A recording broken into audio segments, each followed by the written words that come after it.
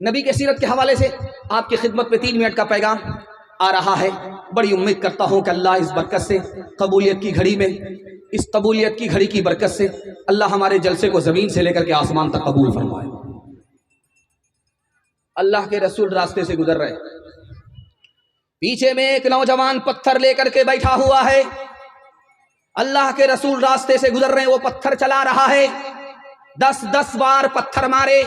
अल्लाह के रसूल ने पलट करके देखा तो जवान है वहां छुपा हुआ है, पत्थर लेकर के बैठा हुआ है, नबी पर पत्थर चला रहा है। करीब गए, जवान सरगाड़ करके बैठ गया, मारे शर्म के सरगाड़ करके बैठ गया। अल्लाह के रसूल ने उस जवान से कहा कि तुम मुझको पत्थर इसलिए मारते हो कि मैं तुमको जन्नत की तरफ बुलाता हूं, तुम मुझको पत्थर इसलिए मारते हो कि मैं तुमको जहन्नम से बचने की ताकीद करता हूं। अरे 10 बार पत्थर क्या मारते हो, 100 बार भी अगर मुझे पत्थर मारो और तुम जहन्नम से नजात पा जाओ, कलमा पढ़कर मुसलमान हो जाओ, तो मुझे इन पत्थरों की चोट की कोई परवाह नहीं। एक नुक्ते की बात याद रखिए, जब हम लोग मरेंगे ने तो हमारा माल हमारे बच्चों में बढ़ जाएगा, लेकिन हमारे नबी जब इंतकाल फरमा गए तो हमारे नबी का माल उम्मत पर सदका हो गया। बेटी को नहीं मिला, नवासे को नहीं मिला। जानते हैं क्यों? इसकी वजह 2 लिखी। नबी का माल भी अगर हमारे माल की तरह हमारी औलाद को मिलता तो उसमें कोई ऐसा भी होता जो मौत की तमन्ना करता। नबी की मौत की तमन्ना करना कुफ्र है। उधर वो तमन्ना करता, इधर ईमान से निकल जाता। ईमान की हिफाजत के लिए अल्लाह के रसूल ने अपना माल ही सदका कर दिया, अपनी बेटी को, अपने नवासे को नहीं।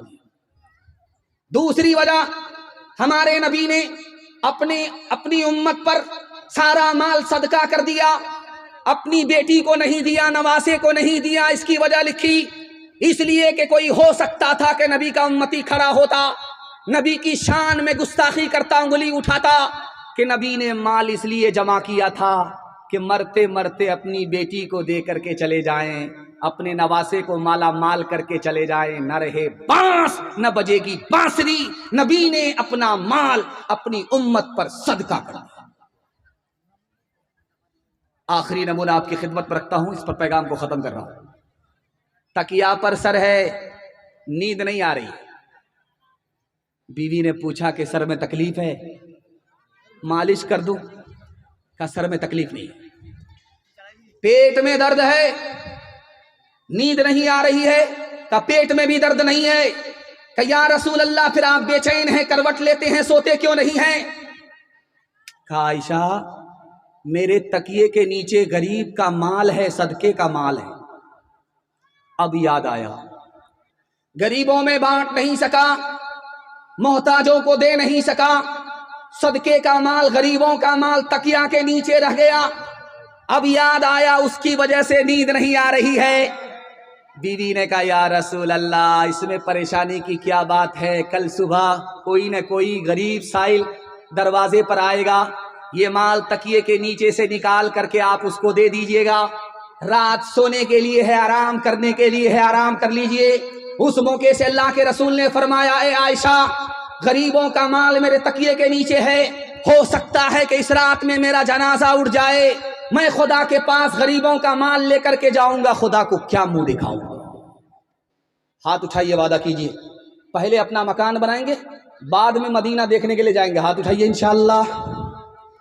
सीधा जेल में जाकर के दाढ़ी रखेंगे। हाथ उठाइए, इंशाअल्लाह। मैंने आपको देख लिया, जरा जलसा खत्म होने दीजिए, उसके बाद मुलाकात करते हैं। बात खुदा है सबसे बरतर, शाफ़े महशर, शाफ़े महशर। बात खुदा है सबसे बरतर, शाफ़े महशर, शाफ़े महशर। जुल्म तशद्दुद सहने वाला, कुछ न ज़बां से कहने वाला, बल्कि दुआएं देने वाला, बल्कि दुआएं देने वाला, रहम करम का यकता पैक बात खुदा है सबसे बरतर, शाफ़े महशर शाफ़े महशर। रब का दुलारा जग का प्यारा, दिल का टुकड़ा आँख का तारा, अर्ज़ो समार आलम सारा, अर्ज़ो समार आलम सारा, सब है उससे असफल कमतर, बात खुदा है सबसे बरतर, शाफ़े महशर शाफ़े महशर। सोती बस्ती जिसने जगा दी, डूबती कश्ती पार लगा दी, सोती बस्ती जिसने जगा दी, डूबती कश्ती पार लगा दी, पसमानदों की शान बढ़ा दी, पसमानदों की शान बढ़ा दी, गुमराहों का हादी और रहबर, बात खुदा है सबसे बरतर, शाफ़े महशर शाफ़े महशर। थक गए तो दोनों हाथ उठा दीजिए, हाथ उठाइए इंशाअल्लाह। हाँ उठाइए। आप कन्या के भी मामू हैं, दूल्हा के भी मामू। आप पिंडाल में कम हैं, ससुराल में ज्यादा है। और अगर जलसा खत्म होने तक अगर आप सही सही हाथ नहीं उठाए तो हम कब्रिस्तान भी पहुंचा देंगे। तीसरा पैगाम आपकी खिदमत में कुरान के हवाले से लेकर के आ रहा हूं। बड़ी तेजी के साथ आपका जलसा निकल रहा है। ये उत्तर प्रदेश में एक जगह है, उसका नाम है लखनऊ, उत्तर प्रदेश में। यहाँ एक मौलाना थे, उनका नाम था मौलाना नईम अहमद फरंगी महल। अंग्रेज हुकूमत करता था, आलिम दीन है, लखनऊ के आलिम है। आए अंग्रेज के पास, हाथ जोड़ करके कहा सरकार एक नौकरी दे दो, आलिम आदमी हूं, कुरान हदीस का इल्म है, एक नौकरी दे दो, रोजगार दे दो। तो अंग्रेज सर पकड़ करके बैठ गया। अब इस आलिम को इतनी बड़ी हैरत हुई कि अंग्रेज सरकार है, एक नौकरी मांग रहा हूं, सर पकड़ करके बैठ गया। तो मौलाना ने पूछा कि आपका सर कैसे भारी हो गया, एक ही आदमी के लिए तो नौकरी मांग रहा। तो अंग्रेज ने कहा कि मौलाना तुम तो हाफिज कुरान हो, आलिम दीन हो, अल्लाह के घर मस्जिद में बैठ जाओ, मुसलमानों के बच्चे को कुरान की तालीम दो, जो आसमान की सरकार खुदा तुमको देगी, कोई जमीन की सरकार अंग्रेज तुमको नहीं दे सकती। हिंदुस्तान में एक जगह है, उसका नाम है भोपाल। भोपाल में मुसलमान का बच्चा जब मकतब में पढ़ने के लिए आता था, एक पारा कुरान पढ़ता था तो माँ बाप को वजीफा 1 रुपया मिलता। जब 2 पारे शुरू करता तो 2 रुपये वजीफा मिलता। जब 30 पारे होते तो 30 रुपये माँ बाप को मिलते। अब गौर कीजिए, 1 रुपये में 1 बीघा जमीन खरीदी जाती है। बच्चा हमारा मकतब में आया, 1 पारा पढ़ा, 30 पारे मुकम्मल किए, माँ बाप को 30-30 रुपये मिल गए। इधर बच्चा हाफिज कुरान होता था, उधर गरीब माँ बाप कुरान की बरकत से अमीर बन जाया करते थे। एक मुल्क है इंग्लैंड में, एक मुल्क है यूरोप में, उसका नाम है इंग्लैंड। वहां जो प्राइम मिनिस्टर था, उसकी साली मुसलमान हो गई। आप लोग हाथ उठाइए, बहन से ज्यादा साली पर मेहरबान होंगे इंशाअल्लाह। देख रहा हूं, हाथ उठाया है, मुंह छुपा लिया है। इंग्लैंड में जो वजीर आजम था, उसकी साली मुसलमान हो गई। अब ये प्रेस वाले जितने देख रहे हैं, चैनल वाले, सारे के सारे जमा हो गए। उस औरत के सामने माइक लेकर के खड़े हो गए, सवाल किया कि तुमने इस्लाम कैसे कबूल किया? प्राइम मिनिस्टर की साली हो, तुम्हारा जो बहनोई है वो ईसाई है, तुम कैसे मुसलमान हो गई? उसका जवाब सुनिए, आपका दिल खुश हो जाएगा, पैर के नीचे से जमीन निकल जाएगी। उसने कहा कि जब मैं कुरान पढ़ती थी तो मुझको सुकून मिलता था, जब मैं कुरान का तर्जमा सुनती थी, कुरान को समझती थी, और ज्यादा सुकून मिला।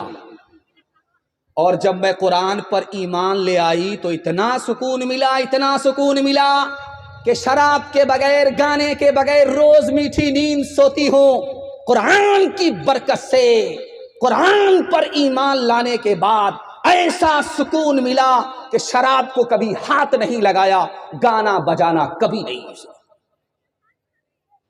हाथ उठाइए, वादा कीजिए जहां फ्री में तालीम मिलेगी वहीं अपने बच्चे को पढ़ाएंगे।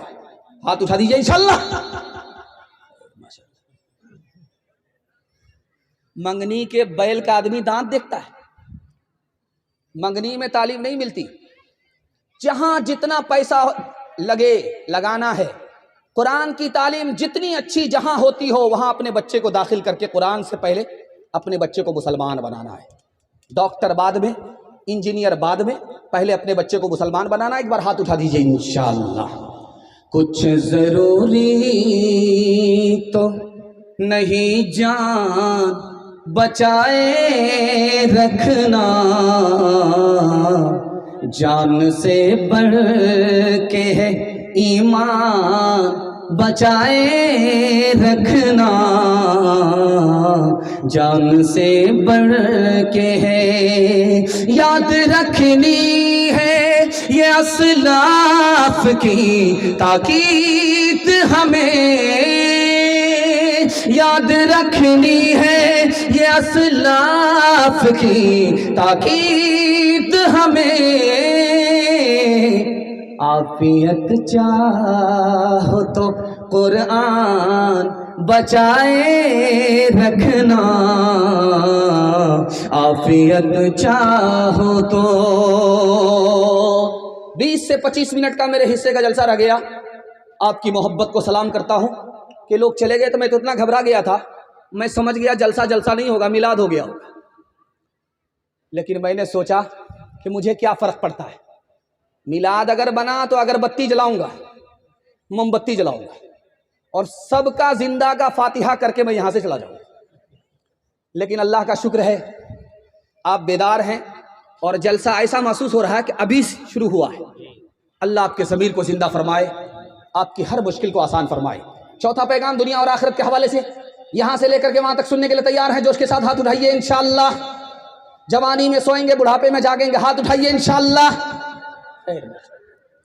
मैं देख रहा हूं कि ये लोग कहां जाकर के बेदार होंगे। लगता है कि दूसरा रमजान लाना पड़ेगा। लुकमान हकीम का आपने नाम सुना। उनका बेटा जब शादी में जाता था तो वो मना करते, बेटा शादी में मत जाओ, बारात में जा रहे हो मत जाओ, वलीमा में जा रहे हो मत जाओ, शादी में जा रहे हो, शादी की दावत में जा रहे हो मत जाओ।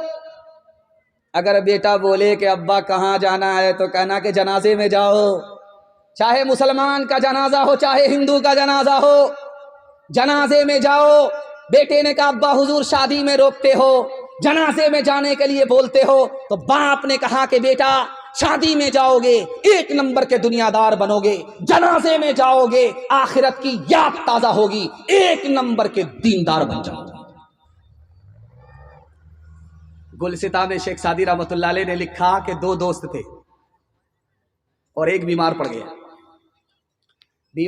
गया, मरने लगा। जब उसके दोस्त को खबर हुई वो आया, दौड़ा दौड़ा रोता हुआ आया, सिरहाने में बैठ गया, रोने लगा, फरियाद करने लगा कि मेरा दोस्त मर रहा है, अब मेरा क्या होगा।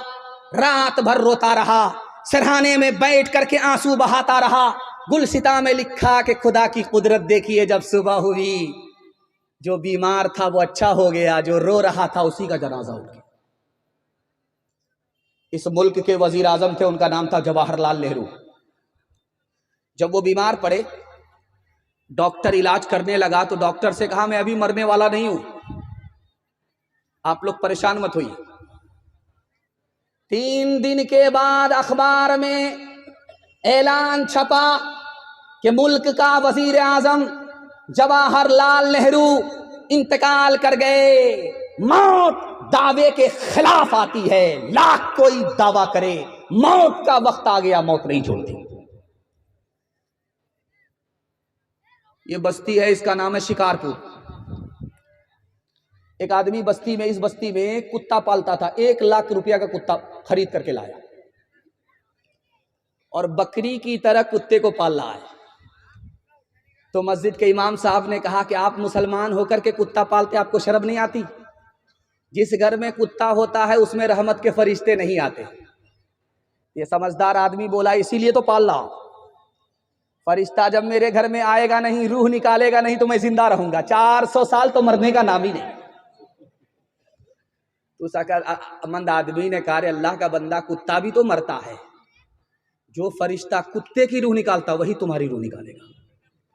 हाथ उठाइए, वादा कीजिए दुनिया के चक्कर में अपनी आखिरत को बर्बाद नहीं करेंगे इंशाअल्लाह। किसी गुलफाम को कफना रहा हूँ, जनाजा हुस्न का दफना रहा हूँ। किसी गुलफाम को कफना रहा हूँ, जनाजा हुस्न का दफना रहा हूँ। लगाना दिल का इस फानी बुतों से, लगाना दिल का इस फानी बुतों से। अब बस है दिल को ये समझा रहा हूँ, अब बस है दिल को ये समझा रहा हूँ।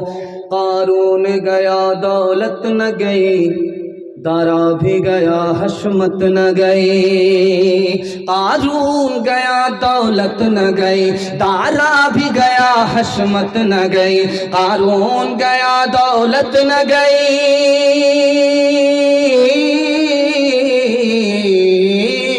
कारून गया दौलत न गई, दारा भी गया हशमत न गई। इंसान की मगर खसलत न गई, ये तेरा है वो मेरा है। इंसान की मगर खसलत न गई, ये तेरा है वो मेरा है।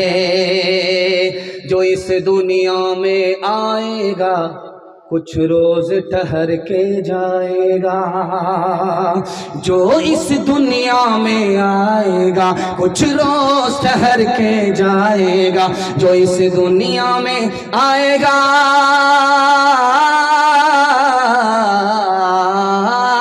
जो इस दुनिया में आएगा कुछ रोज ठहर के जाएगा। ये झगड़ा काम न आएगा, ये तेरा है वो मेरा है। ये झगड़ा काम न आएगा, ये तेरा है वो मेरा है। 3 मिनट का पैगाम आपके जलसे को मुकम्मल करने के लिए जा रहा हूं। मुश्किल से 15 मिनट का जलसा रह गया। आप भी सोचेंगे अभी तो 5 मिनट बोला था कि 20 मिनट का जलसा रह गया, अब 15 मिनट बोल रहा है, आगे जाकर के फिर बोलेगा 15 मिनट। हम लोगों का पूरा पंक्चर ही कर देगा। बड़ी रफ्तार के साथ आपका जलसा निकल रहा है। मैं दुआ करता हूं, कबूलियत की घड़ी है कि अल्लाह आपकी हर मुश्किल को आसान फरमाए। आपके जवान बेटे को अल्लाह जायज़ रोजगार अता फरमाए। जवान कुंवारी बेटी के लिए अल्लाह गैब से मुनासिब जोड़े का इंतजाम फरमाए। मैं जो पैगाम आपको सुनाने के लिए आ रहा हूं, इसको कहां से आ रहा हूं सुनाने के लिए? खड़गपुर से आ रहा हूं। खड़गपुर में निकला हूं 4 बजे और यहां बारसोई पहुंचा हूं 5 बजे और कारी रूहुल्लाह साहब के साथ मैं आपके जलसे में ईशा के वक्त में पहुंचा हूं।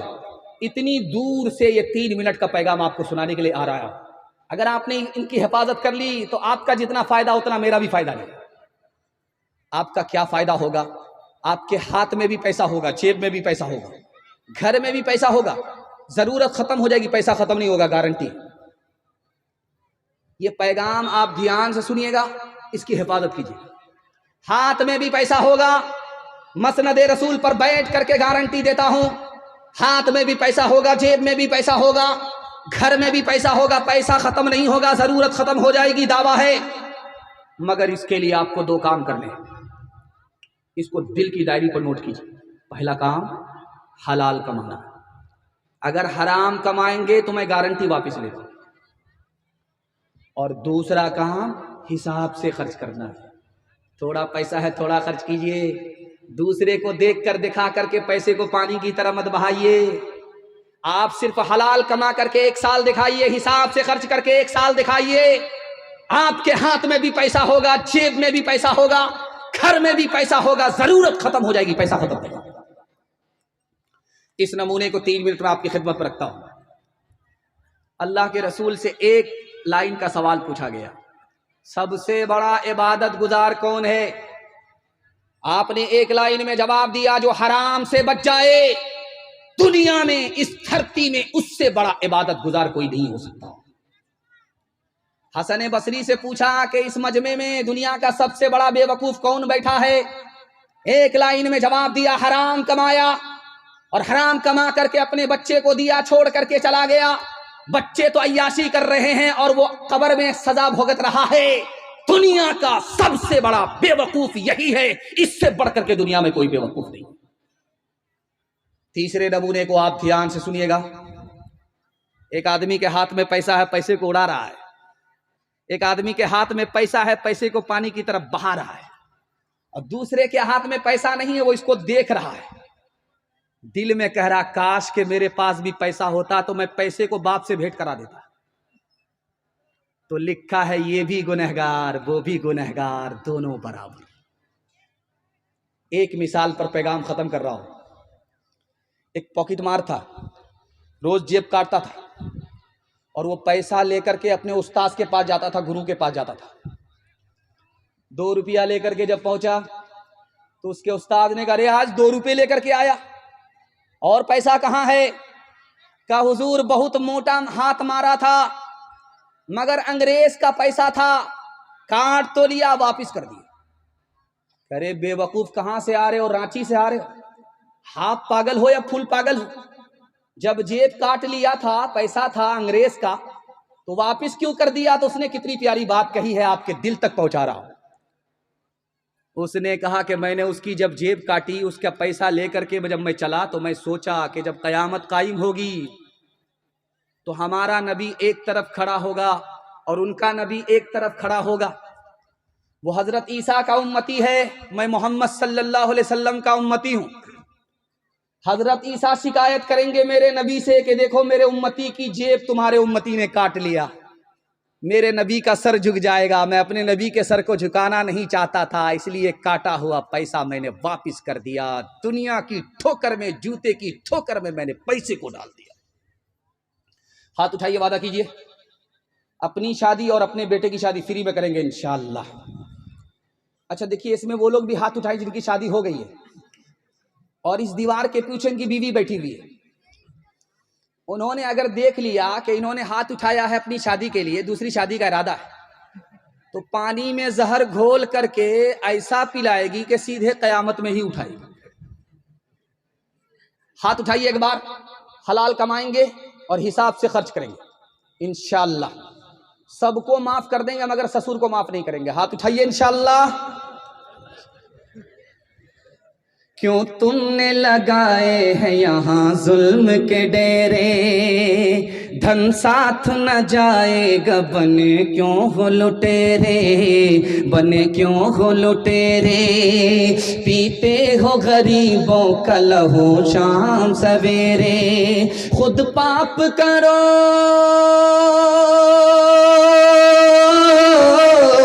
खुद पाप करो, नाम हो शैतान का बदनाम। इंसान बनो, कर लो भलाई का कोई काम। दुनिया से चले जाओगे, रह जाएगा बस नाम। लाखों यहाँ शापनी दिखाते हुए आए, पल दम भर के लिए नाच गए धूप में साए, धूप में साए। वो भूल गए थे कि ये दुनिया है सराय, दुनिया है सराय।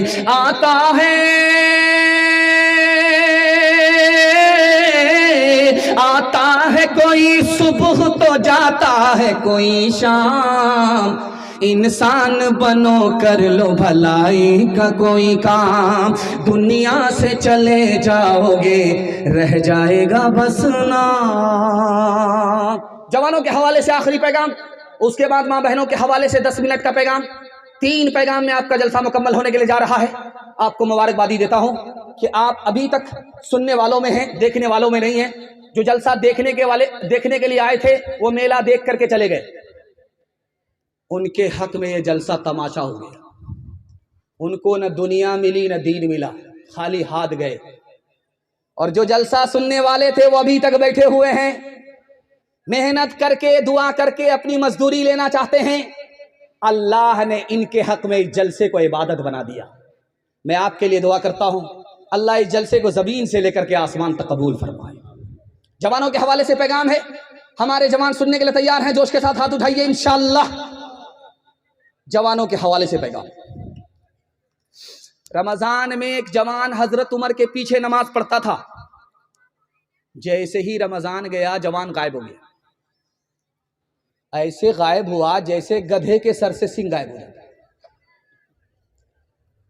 तो हजरत उमर ने सर पर हाथ रख कर के कहा, वो जवान कहाँ गया जो रमजान में सबसे पहली सब पे नमाज पढ़ता था, कहाँ गया?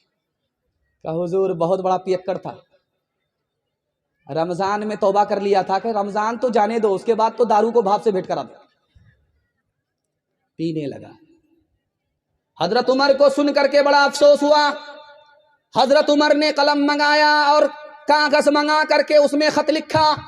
खत में सिर्फ 2 जुमला लिखा कि खुदा माफ करता है, खुदा सजा देता है, और कहा कि उस आदमी को जा करके दे देना। जैसे ही उसके हाथ में खत पहुंचा, वो नशे में था, जैसे ही खत को खोला उसका नशा टूट गया। उसने देखा उसमें लिखा हुआ है कि खुदा ही माफ करता है, खुदा ही सजा देता है। आंख से आंसू जारी हुए, दिल फट गया और हमेशा के लिए तौबा कर लिया शराब से। हजरत उमर को जब खबर हुई तो मचल गए कि जब भी कोई बहक जाए दारू पीने से तो गाली मत देना, ताना मत देना, दुआ करो अल्लाह तुम्हारे भाई का मुकद्दर बदल देगा। एक शायर थे, उनका नाम था जिगर मुरादाबादी। जब वो आते थे मुशायरा में शेर पढ़ने के लिए तो उनके लिए जैसे देखते हैं कि जलसे में पिंडाल में बोतल होती है छोटी छोटी, उसमें पानी रखा हुआ होता है लोगों को पीने के लिए। लेकिन जब वो शायर आते थे शेर पढ़ने के लिए स्टेज पर तो शराब की बोतल होती थी। एक शेर पढ़ने के लिए 1 गिलास दारू पीता था स्टेज में, और 1 कलाम पढ़ने के लिए पूरी बोतल पी जाता था। उसके बाद मुशायरा पढ़ता था।